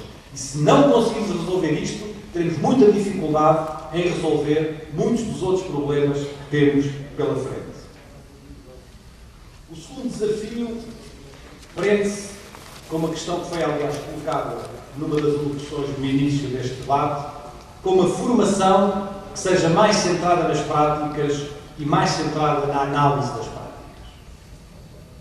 Isto é, a formação de professores é por vezes uma formação excessivamente teórica, outras vezes excessivamente metodológica, mas em que há um déficit de práticas. Há um déficit de refletir sobre as práticas, de trabalhar sobre as práticas, de saber como fazer. É desesperante ver certos professores que têm genuinamente uma enorme vontade de fazer de outro modo e não sabem como. Têm o corpo e a cabeça cheios de teorias, de livros, de teses, de autores, mas não sabem como é que aquilo tudo se transforma em prática. Como é que aquilo tudo se organiza numa prática coerente. E é por isso que eu tenho vindo a defender há muitos anos, é mesmo um dos temas centrais que eu tenho vindo a defender, a necessidade de uma formação que seja centrada nas práticas e na análise destas práticas. O momento mais dramático, já que estamos a fazer confissões, o momento mais dramático da minha vida profissional até hoje, enfim, eu estou, já lá vão 20 e muitos anos, vivi eu com 25 anos de idade. Eu tinha ido, coisa que só é possível no período da Revolução Portuguesa. A Revolução Portuguesa foi entre 74 e 76, e nessa Revolução Portuguesa andava tudo louco, não é? Como devem calcular, e eu também. Eu na altura tinha 21 anos e fui parar, a expressão é mesmo esta, fui parar a professor de uma escola normal. Nunca tinha pensado em ir para o ensino, nunca na vida, não tinha sido a minha orientação, tinha feito história, tinha feito coisas na área das artes, nunca tinha pensado, mas como estava desempregado e os professores das escolas normais que estavam muito ligados à ditadura foram todos expulsos das escolas, eles tiveram de criar um novo corpo docente. E eu, entre os 21 e os 24 anos, fiz parte de uma geração de professores das escolas normais que ensinaram àqueles jovens professores um conjunto de teorias o mais revolucionárias que vocês possam imaginar. Ensinamos tudo que era moderno, tudo que era moda, tudo que era inovação, tudo que era teoria revolucionária, foi ensinado ao longo daqueles 3 anos. E depois, tinha eu 25 anos, no final desse ciclo de formação, eu fui ver a primeira aula de uma das alunas mestres que eu mais apreciava, não é? E que ainda hoje, uma grande amiga minha, uma professora do ensino primário, que é uma grande amiga minha, e eu fui ver a aula dela, não é? Era uma aluna mestre particularmente brilhante. E de repente estava a dar uma aula de leitura a meninos de 7 anos. Não é? E eu nunca tinha visto, acho eu, na minha vida, uma aula tão tradicional, tão conservadora, tão estupidamente rotineira, não é? E eu olhei e disse, bem, eu não devo estar aqui, quer dizer, há qualquer coisa que não estava a ter certo na minha cabeça, não é? E chamei a Luísa à parte e disse, Luísa, mas o que é que se faz aqui? Quer dizer, nós andamos 3 anos a ensinar-te as coisas mais extraordinárias e mais revolucionárias do mundo. E a Luísa virou-se para dizer, professor, eu gostava tanto de fazer coisas inovadoras, mas vocês não me ensinaram nada sobre isso, não é? E eu, quando entrei na aula, só me lembrava da minha professora primária quando eu era criança, não é? E fiz a mesma coisa, reproduzi as mesmas práticas, ninguém me ensinou. Eu devo dizer que isto foi de tal forma marcante na minha vida profissional que eu, na semana seguinte, demiti-me de professor da escola normal, não é? Quer dizer, e percebi que não era para ali o caminho, não é? E foi numa altura em que eu depois fui para a Suíça, e vivi muitos anos na Suíça, e fiz uma formação de outra ordem, não é? Porque eu acho que há aqui um déficit de práticas de formação, e atenção, de práticas e de reflexão sobre as práticas. Eu digo isto muitas vezes, citando o John Dewey, também alguns terão ouvido isso num texto que eu escrevi, em que o John Dewey dizia o que é essencial é a reflexão sobre as práticas, não é a prática em si, é a partilha das práticas. Não é? E John Dewey tinha aquela bela história em que ele dizia que no final de uma palestra, ele que verdadeiramente, o Dewey, é nos anos 30 do século XX, o homem que inventa o conceito de professor reflexivo, ele tem aquela bela história em que ele diz que no final de uma palestra o professor virou-se para ele e disse, bom, o senhor andou pai com muitas teorias, muitas coisas e tal, mas eu já sou professor há 10 anos. Eu sei muito mais disso do que o senhor, tenho muito mais experiência do que o senhor sobre essas matérias. E o João Pio virou para ele e disse, bom, está bem, eu acredito que sim, não ponho em causa o que você me diz. Deixe-me só fazer uma pergunta. Quando o senhor diz que tem 10 anos de experiência profissional, o senhor tem mesmo 10 anos de experiência profissional? Ou o senhor tem apenas 1 ano de experiência profissional repetida 10 vezes, não é? E o que o João Pio queria dizer com isto é que não é a prática que é formador. O que é formador é a reflexão sobre a prática. É a capacidade de refletirmos, de analisarmos. Por isso eu ponho aqui centrado nas práticas e na sua análise. e na sua reflexão e no seu debate. E creio que este é um problema grave da formação de professores. A formação de professores continua hoje muito prisioneira de modelos universitários tradicionais, de modelos teóricos muito formais, não é? De modelos que dão pouca importância a esta prática e à sua reflexão. E creio que este é um enorme desafio para a profissão, se quisermos aprender a fazer de outro modo. Não é? Porque o que eu vos digo também, e recorrendo uma vez mais à Escola da Ponte, é que da mesma maneira, que é muito difícil nós mudarmos de práticas para práticas de outro tipo, o caminho contrário também é muito difícil de fazer. Se vocês pedirem a um professor da Escola da Ponte, não é, para ir dar uma aula tradicional, ele é totalmente incapaz. Não consegue, não sabe como é que se faz. Não é? Quer dizer, e, portanto, esse caminho, depois de ultrapassado, como se uma vez ultrapassada uma ponte, percorrida uma ponte para o outro lado, fosse difícil voltar ao lado de cá das margens. Não é? E nós conseguíssemos uma certa coerência, um certo conforto, uma certa naturalidade até com outras maneiras de trabalhar e de organizar a pedagogia e a educação das crianças. Eu tinha aqui mais umas coisas do Lee Schulman, mas vamos deixar o Lee Schulman para outra palestra e vamos diretamente ao terceiro desafio, que é um desafio difícil. É um desafio difícil da profissão também. E é um desafio em relação ao qual eu poderei dizer uma ou duas coisas que também não serão eventualmente muito simpáticas, mas, como eu vos digo-as em primeiro lugar a mim próprio.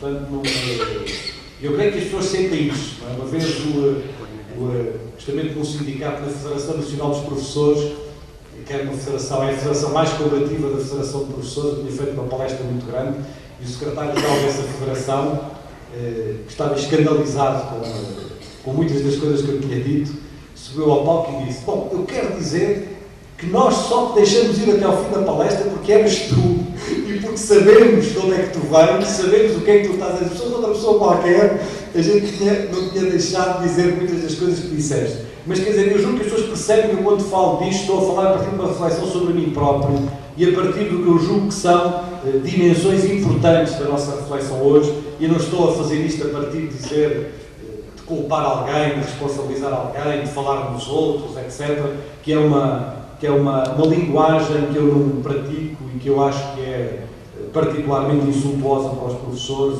e, enfim, que eu sinto como insultuosa para mim próprio também. Há um problema de credibilidade da profissão hoje em dia. E eu julgo que nós temos que olhar nos olhos esse problema de credibilidade. Esse problema de credibilidade está ligado a algumas das coisas que eu vos falei até agora. Mas está ligada também, pelo menos, a 3 outras coisas que eu vos vou falar de seguida. E a primeira está ligada ao problema da avaliação e da prestação de contas do trabalho profissional. É um tema de que nós não gostamos de falar. Achamos que rapidamente avaliar tem a ver com um controle dos professores, tem a ver com mecanismos e dispositivos de controle político, tem a ver com agendas políticas diversas, e na verdade tem. E na verdade muitas vezes tem. Mas o problema é que hoje, nas sociedades de hoje, seja em que patamar for, nós não podemos deixar de ter uma dinâmica de abertura das profissões, uma dinâmica de transparência, de rigor e de prestação de contas. E esta dinâmica de avaliação e de prestação de contas, como eu dizia há pouco, é, em primeiro lugar, uma dinâmica de prestação de contas para nós mesmos e para os nossos colegas. E eu vou dizer-vos a coisa que talvez me custe mais na profissão docente. De todas as que vos disse até agora, aquela que talvez me custe mais.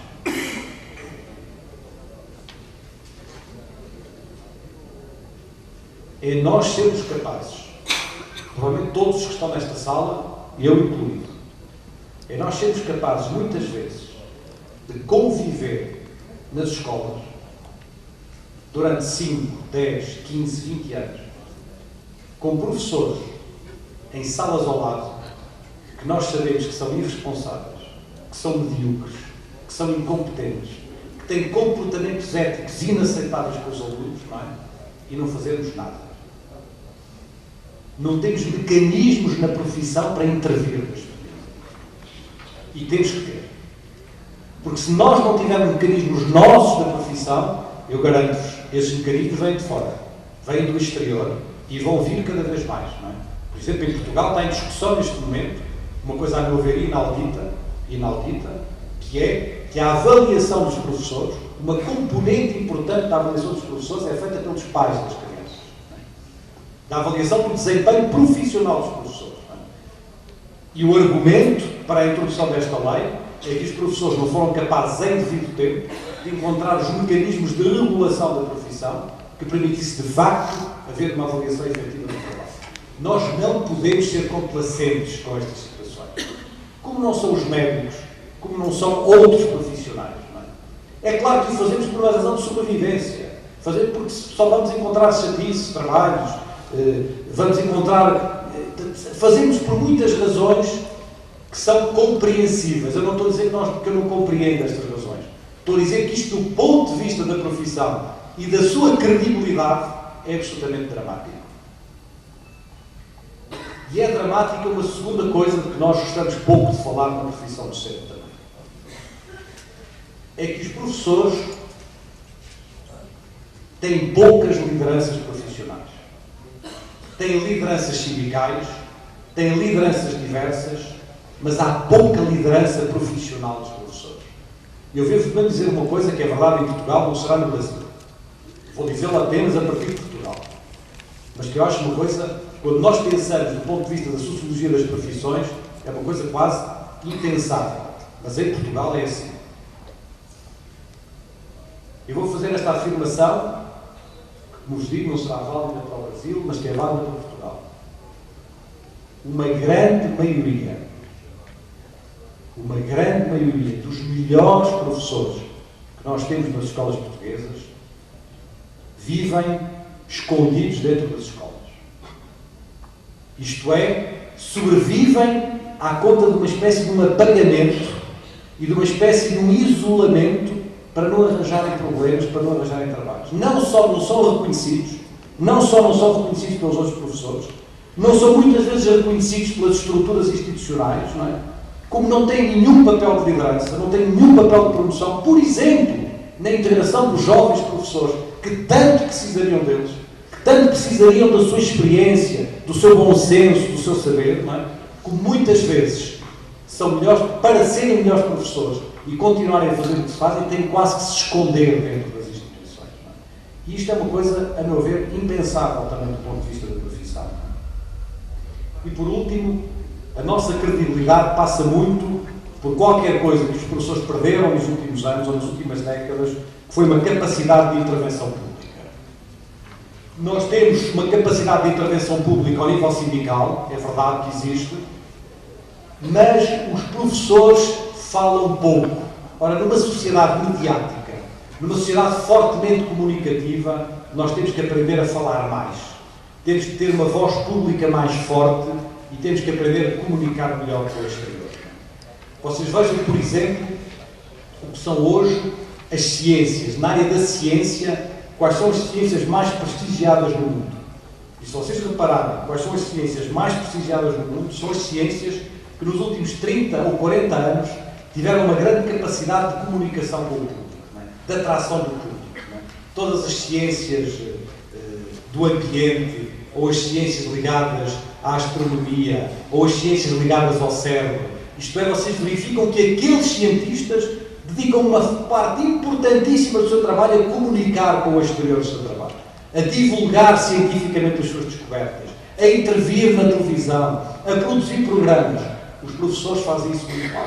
Fala-se muito de educação, mas, regra geral, não são os professores que falam. Falam os universitários, falam os jornalistas, falam intelectuais diversos, falam colunistas, mas não falam os professores. A nossa voz é uma voz hoje em dia muito ausente do debate educativo e eu creio que nós, se queremos ganhar uma maior credibilidade profissional, temos que aprender a ter uma voz e uma intervenção pública mais forte, mais crítica, mais decisiva em função da educação. E creio que é essa voz, aliás, que nos permite, em parte, ganhar esse espaço público da educação que eu vos falei, ganhar essa dimensão de um apoio da sociedade ao trabalho da escola. Bom, creio que estes três elementos, que são três desafios, o desafio da organização, o desafio da formação e o desafio da credibilidade, configuram algumas das questões que eu julgo que nós temos pela frente nos próximos anos. E creio que o devemos enfrentar com grande lucidez. O anterior reitor da minha universidade, que era um filósofo, o professor Barata Moura, dizia: nestes tempos que parecem difíceis e que são difíceis muitas vezes, devemos ter uma grande tranquilidade ao mesmo tempo, uma grande serenidade e, sobretudo, não podemos perder a cabeça, dizia ele. É preciso que não percamos a cabeça, não podemos perder a cabeça. E o Barata Moura dizia a seguir: bom, e não podemos perder a cabeça por uma razão muito simples, é que se nós perdemos a cabeça, quem a vier encontrar não lhe vai fazer grande utilidade. E a nossa cabeça serve-nos muito, não é? E, portanto, é preciso não perder a cabeça, não é? E manter a cabeça fria, a cabeça no seu lugar. Julgo que temos um debate pela frente que é um debate de confiança. É preciso ganhar a confiança da sociedade para o nosso trabalho, é preciso ganhar uma maior credibilidade pública e, ao mesmo tempo, é preciso fazer ao contrário. É preciso conquistar a sociedade para o nosso trabalho. Não é? O Albert Jacquard, um grande cientista, dizia: perguntamos muitas vezes o que é que a escola pode ou deve dar à sociedade. Dizia ele: chegou à altura de fazermos a pergunta concreta. O que é que a sociedade pode e deve dar à escola, pode e deve dar à educação? E creio que para isso temos que construir patamares de confiança e uma nova profissionalidade docente, uma profissionalidade que esteja baseada em muitas das coisas que eu vos disse e que esteja, como sempre, e por aqui serão, enfim, quase as minhas últimas palavras, e que esteja, como sempre, baseada também numa forte pessoalidade. Isto é, na ideia de que na educação, na profissão de professor, não é possível separar a dimensão da profissionalidade da dimensão da pessoalidade. Eu não estou a falar de personalidade, estou a falar de pessoalidade, e que isso implica um compromisso que é também um compromisso pessoal, um compromisso que é também um compromisso de valores do ponto de vista da profissão.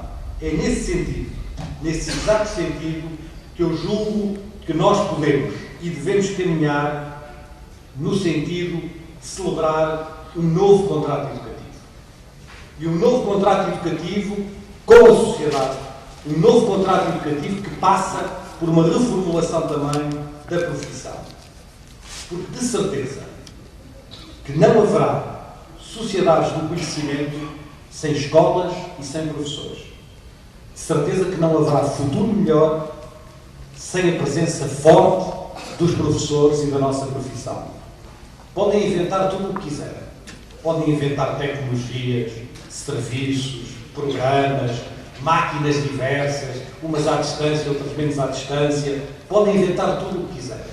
Nada substitui um bom professor.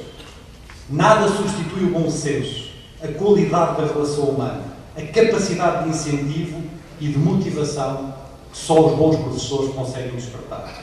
Nada substitui o encontro humano, a importância do diálogo, a vontade de aprender que só os bons professores conseguem promover. É necessário que tenhamos professores reconhecidos e prestigiados, que tenhamos professores competentes e que eles sejam apoiados no seu trabalho.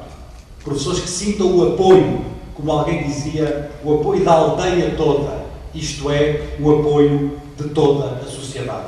São estes professores que fazem a diferença. É necessário que eles sejam pessoas de corpo inteiro, que eles sejam profissionais inteiros, capazes de se mobilizarem, de mobilizarem os seus colegas e de mobilizarem a sociedade, apesar de todas as dificuldades, apesar de todos os problemas. Conseguiremos? Certamente que sim.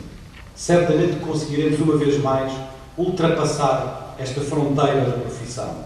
Na vossa presença, no vosso compromisso, sinto também esses desafios da profissão, esses compromissos da profissão com uma educação melhor, com uma escola melhor. Eu sei, sabemos todos os que estão nesta sala, que os problemas atuais da escola e os problemas atuais da profissão não nos autorizam a cultivar ilusões. Mas sabemos todos também que denunciar as ilusões não significa renunciar à esperança, não significa renunciar a essa pedagogia da esperança de que nos falava Paulo Freire. É ela, em definitivo, que nos alimenta na nossa vida como pessoas e na nossa vida como educadores. Muito obrigado. O senhor disse num artigo seu, O Passado e o Presente dos Professores, que o prestígio da profissão docente permanece intacto. Apesar de todas as mudanças culturais, sociais e econômicas que as sociedades atravessaram nas últimas décadas, esta afirmação ainda é válida e por quê? Ele já fez um comentário sobre ela, vamos reforçar. A segunda questão é que assim ele fala de uma vez só. Essa é uma outra constatação sua. A escola dedica pouca atenção ao trabalho de pensar o trabalho. Nosso sindicato entende que isso tem se traduzido numa preocupação em organizar e mensurar o trabalho do professor através de uma série de procedimentos burocráticos que nos transformam em administradores de ensino, em fazedores de relatórios, ainda que as escolas justifiquem isso com belos enunciados pedagógicos. O senhor não acha que esses procedimentos que priorizam as técnicas e as dinâmicas da aprendizagem têm feito decair a qualidade do ensino e ocultado o interesse gerencial da escola privada, confundindo-se a aprendizagem com prestação de serviço?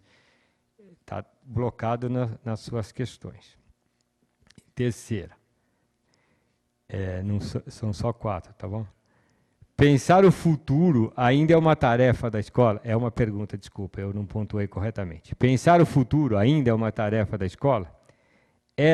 A escola, ainda é uma organização que concentra o maior número de pessoas altamente qualificadas que se encontram protegidas dos confortos políticos, das competições comerciais, das tentações burocráticas, como o senhor já afirmou em outra ocasião. A escola perdeu esse privilégio pelo processo de privatização que inviabiliza que ela pense no futuro. A racionalidade do mercado da empresa subverteu de forma definitiva a natureza institucional, a sua natureza institucional.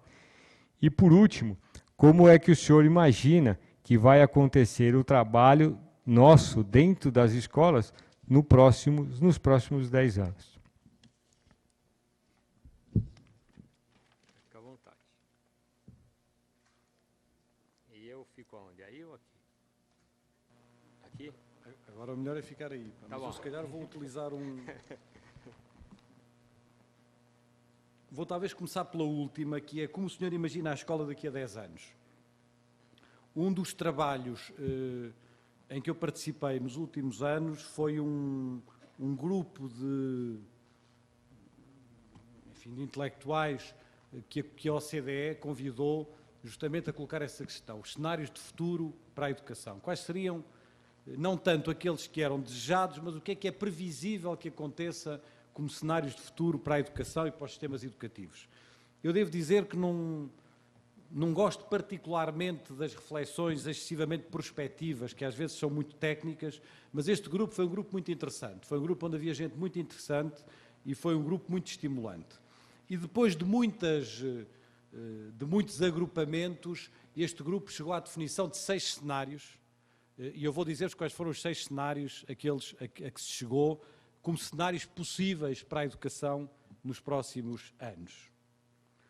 O primeiro cenário, que muitos dizem, é bom, os sistemas escolares não têm grande hipótese, são sistemas fortemente burocratizados, são sistemas que têm uma componente burocrática muito forte e eles vão se manter assim. Vão se manter, o status quo vai se manter, o nível de resistências e da burocratização é muito forte e estamos mais ou menos condenados a estes sistemas escolares continuarem com esta forte burocratização. Portanto, é um dos cenários que este grupo considera como sendo um cenário previsível para os próximos anos.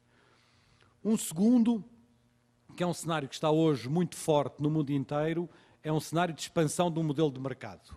E, portanto, caminharmos no sentido de uma privatização praticamente total das áreas da educação. Isso é defendido em muitos países do mundo. Este modelo de privatização é defendido em muitos países do mundo. A sociedade do conhecimento, por definição, um dos grandes mercados da sociedade do conhecimento é o mercado do conhecimento e, portanto, o mercado da formação. Ele é um mercado muito apetecível em todo o mundo e, portanto, vamos assistir progressivamente à expansão deste modelo de mercado e à privatização do ensino. Um quarto cenário é o cenário de que a escola vai desempenhar progressivamente um papel cada vez mais forte enquanto numa certa centralidade no espaço social e comunitário. Portanto, ela vai atender, é um pouco, talvez, a minha definição da escola transbordante. Não é? Portanto, digamos, é uma escola que vai ter um papel muito forte do ponto de vista social e que talvez se pudesse aproximar do ponto de vista de experiência. Este terceiro cenário seria um cenário próximo daquela experiência que houve no Rio de Janeiro, era os CIESPs, não era, creio eu, não é? Talvez o modelo mais próximo desse modelo, a ideia de uma escola de tempo inteiro, de uma escola que vai tendo uma grande centralidade do ponto de vista do espaço social e comunitário.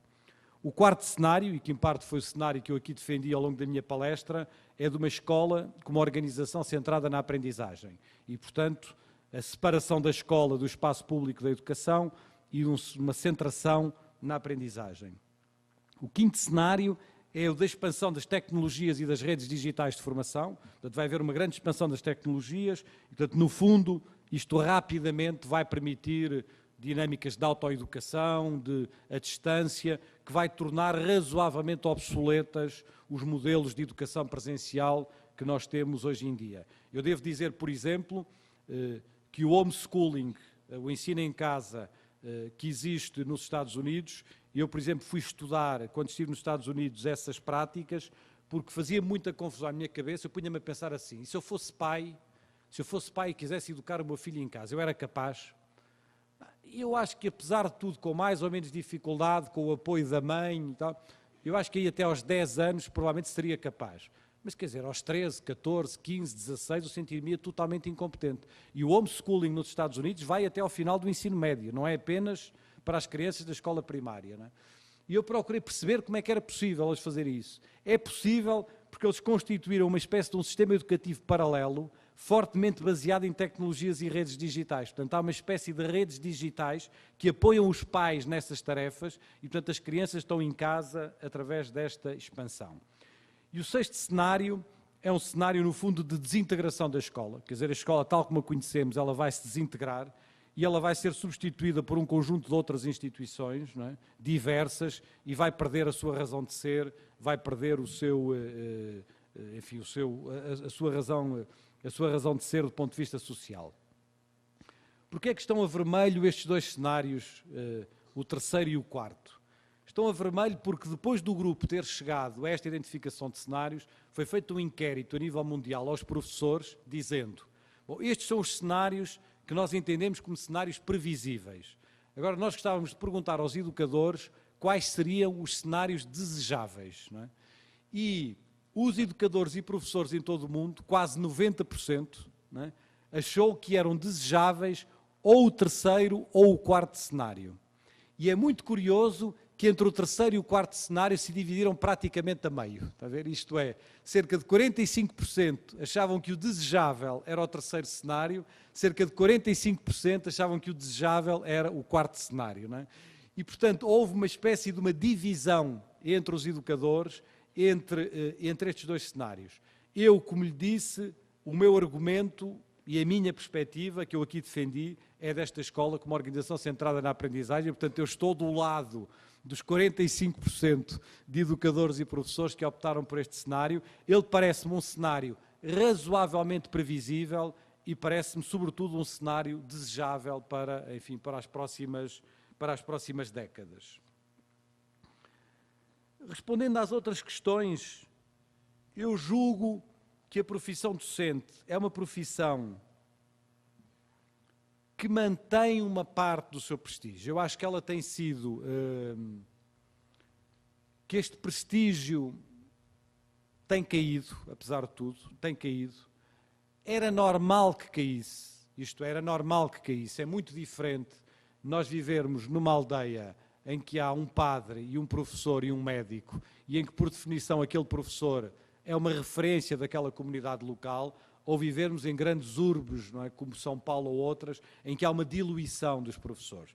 A democratização do ensino, a expansão do ensino, era inevitável que trouxesse uma parte deste desprestígio. Todavia, é muito interessante ver, eu não sei se vocês têm assistido a uns inquéritos que têm sido conduzidos em vários países, em que os inquéritos são divididos em duas partes. A primeira parte é sobre o prestígio da escola e o prestígio dos professores, em geral.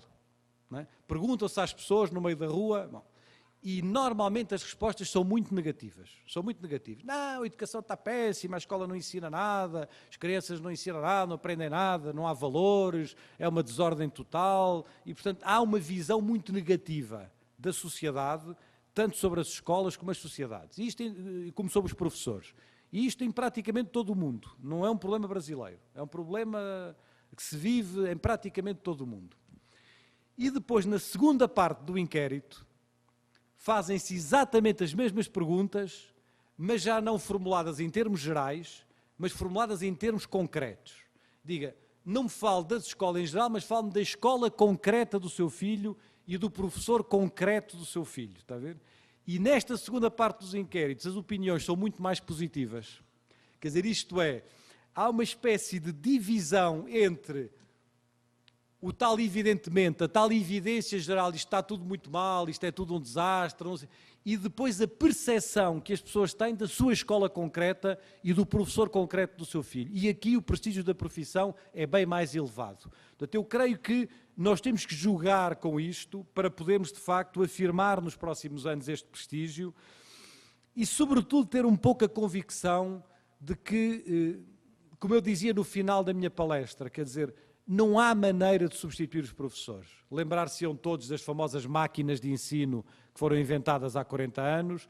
Eu aconselho-vos, por exemplo, é uma das literaturas mais apaixonantes, é quando apareceram os audiovisuais e se escrevem milhares de artigos a explicar que os audiovisuais vão substituir os professores, deixa de ser necessário ter professores, basta ligar lá o projetor e tal, e aquilo resolve tudo, não é? A mesma coisa tem sido dita agora com as tecnologias. E, no entanto, vamos percebendo que há ali uma dimensão de relação, há ali uma dimensão humana que não é substituível por nada. Eu creio que há uma parte desse prestígio que se mantém e que nós deveríamos jogar com isso para justamente uma reorganização da profissão. Eu não poderia estar mais de acordo com a ideia de que muitas destas dinâmicas de organização, de avaliação, de medição, de controle dos professores, traduzem um controle muitas vezes burocrático, outras vezes um controle universitário sobre o trabalho dos professores, e eu percebo bem a questão quando é colocada nestes termos de se transformam em administradores do ensino, em fazedores de relatórios, etc. Eu percebo bem há hoje em dia dois conceitos sociológicos, um que fala do processo de proletarização dos professores, e esse processo de proletarização está diretamente relacionado com o que se designa pela intensificação do trabalho docente. Isto é um trabalho que é cada vez mais intensificado, que é cada vez mais pautado por inúmeras atividades, inúmeros afazeres, inúmeros relatórios, inúmeras coisas, e que isto dificulta imenso o trabalho dos professores. Eu acho que isso é verdade. Mas, sendo verdade, o contrário também é verdade. Isto é, que os professores não podem viver numa lógica isolada, fechados nas suas salas de aula, sem prestarem contas a ninguém, sem terem uma parte desta reflexão mais coletiva. Portanto, o que eu creio é que, para mim, a questão é: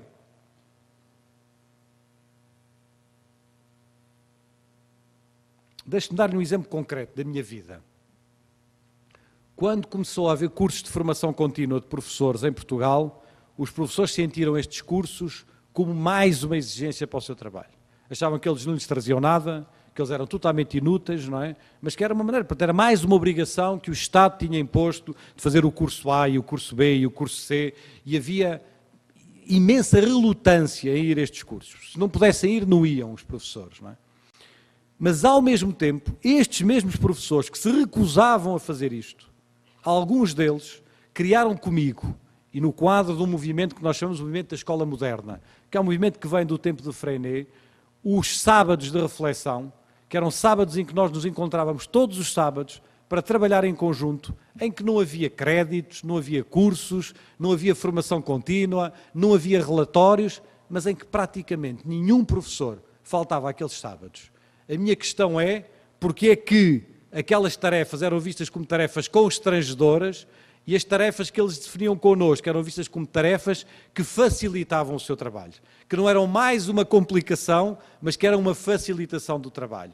E eu creio que o ponto é esse, é como é que nós conseguimos inscrever estas tarefas, não em tarefas burocráticas, não em tarefas rotineiras, não em tarefas que trazem mais uma complicação, mas em tarefas que são facilitadoras do trabalho do professor, que o ajudam no seu trabalho, na preparação das suas aulas, que o ajudam a lidar com os seus alunos, etc. Creio que é essa a volta que nós ainda muitas vezes não conseguimos dar, não é? E, portanto, eu percebo que isso há uma parte de dificuldade, mas creio que é central que nós tenhamos essa...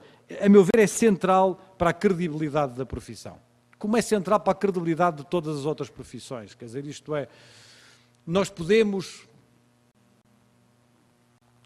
não gostar muito, eu não gosto muito, se me perguntar, que o trabalho universitário seja medido muitas vezes pelo número de artigos científicos publicados, pelo número de citações de cada artigo, etc, etc. Mas isso é uma componente importante da credibilidade do cientista, não é? Ora, é preciso encontrar elementos do mesmo tipo para darem credibilidade ao trabalho do docente, não é? Seja por via dos resultados escolares, seja por via do seu trabalho pedagógico, seja por via de um conjunto de outras coisas, não é? Vivemos numa sociedade onde não é possível evitar esse debate. E o meu ponto é sempre o mesmo. Ou o fazemos nós, a partir de uma reflexão da profissão, ou alguém vai fazer a partir do exterior da profissão, e aí sim a dinâmica de controle externo é uma dinâmica que se torna muito forte e muito permanente, não é? Eu vou encerrar, agradecer a presença do professor. Antes vou contar uma coisinha. O professor Nova foi eleito pelos seus pares reitor da Universidade de Lisboa e assumiu agora em maio. E lá no café anterior ele dizia que não quis nos preocupar, mas talvez ele nem viesse nesta palestra, porque as coisas na universidade agora têm um novo componente como dirigente da universidade. Então, talvez ele demore um tempo a retornar ao Brasil, o que para nós foi muito, muito interessante. Para mim, sobra aquela lição de sempre que eu gosto e amo. Tem que aprender. O professor traz um enriquecimento para nós de outra natureza, que é assim: nós temos que continuar lendo, estudando, aprendendo, lendo de novo, estudando de novo, aprendendo. E ele usou uma expressão que a reflexão exige tempo. E essa expressão eu vou usar na minha casa hoje à noite, tá bom? Eu vou chegar em casa, vou explicar para a dona Rosa: a reflexão exige tempo, dona Rosa. E assim eu consigo resolver a coisa. Cada um de vocês, ela deve estar por aí, eu não vi a dona Rosa, ela está aí. Por isso que eu falei aqui. Cada um de vocês diria uma palavra ao final dessa palestra. Eu vou dizer a minha. Eu sou professor de física e reluto muito pelas questões pedagógicas, tá bom? Então vamos lá, vou repetir. Cada um de vocês diria uma palavra, eu vou dizer a minha sobre a palestra. Professor, a sua palestra foi encantadora. Muito obrigado.